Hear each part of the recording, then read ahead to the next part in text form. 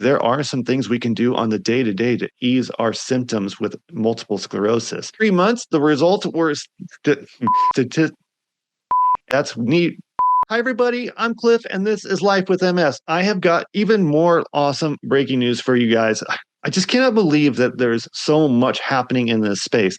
Now, this particular study today comes out of the country of Iran, which is great because, well, they didn't pull their funding for MS research, so they're actually getting stuff done, which is just super cool. And this particular study is super interesting because it's very simple in how they did it, and it's also very simple to see how they got the results that they saw. And what it shows is continued proof that basically there are some things we can do on the day-to-day to ease our symptoms with multiple sclerosis. The study that they performed and how they performed it had incredible outcomes. So let's jump into it. What is it? How did it take place? And what happened? Let's go. Sorry about that. I just hit my microphone. Sorry, microphone. Sorry. I'm sorry. Sorry about that microphone. Okay, here we go. So shout out to Multiple Sclerosis News today. They always have really great stuff on here. I love reading their stuff. It's simple to read, it's fun to read, and it's very up to date. Ellagic acid supplements found to ease fatigue in MS in small trial. And when you first see that, you think to yourself, puff, ellagic acid, live by the sea. Wow, I'm losing my mind. Let's get back to it.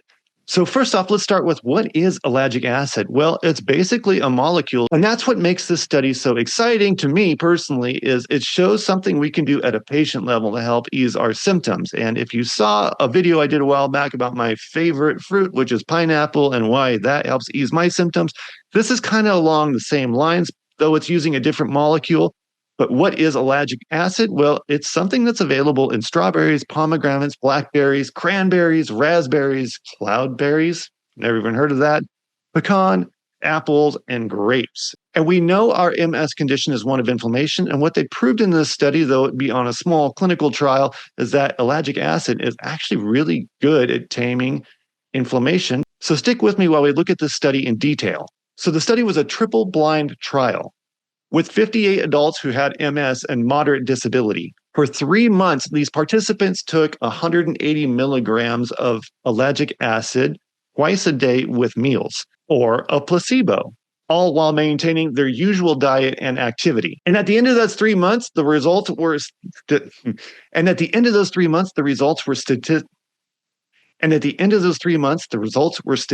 significant. That's neat. And at the end of those 3 months, the results were statistically significant. That's nerd speak for wow. The group taking the ellagic acid saw a significant reduction in their actual disability scores. Now, if you're unfamiliar with the disability score related to MS, I will link it in the description below so you can read more about it. But it's called the EDSS, and that stands for Expanded Disability Status Scale. And the group taking the ellagic acid had an EDSS score drop of 1 point. That is crazy. That is a very big number for people dealing with MS. The participants also noted a significant reduction in their depression, anxiety, and fatigue. It's also speculated now that the mechanism behind this anti-inflammatory molecule could actually slow progression of the disease itself. So would that mean we go into our infusion centers and they have a big strawberry up there or something and they just give us a smoothie? That'd be awesome. So while all this looks promising in the study, the asterisk here is basically that it was a small study and it needs to be scaled up to really show its efficacy. And I want to read this last part that basically summarizes, I think, exactly what I want to say. While it's still in the early days, the research offers a hopeful new avenue. Ellagic acid supplements appear to have the potential to significantly alleviate fatigue, depression, and anxiety in people with MS. It underscores an ongoing search for effective complementary treatments alongside approved medications. And on that note, I am not a healthcare provider. I'm not a doctor. I'm just a bald dude on YouTube reading really cool research I'm finding. So I don't advise anybody to go run out and buy as much ellagic acid as they can find because we don't know the long-term stuff. Let's figure out what these people are going to learn from these studies and follow the professional guidance. But this looks very promising. And in conclusion on this episode, I have to say that eating right really makes a huge difference with my multiple sclerosis. The short-term effects of eating the right amount of fruit and the long-term effects really seem to be very beneficial. And now I have to ask you, what is your favorite fruit that you think may have some kind of impact on your multiple sclerosis? Comment below. Don't forget to share, like, and subscribe if you found value in this episode.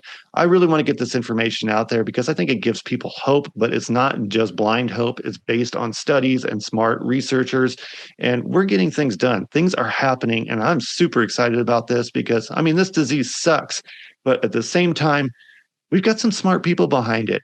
I'm Cliff. This is Life with MS. And until next time, I'm out.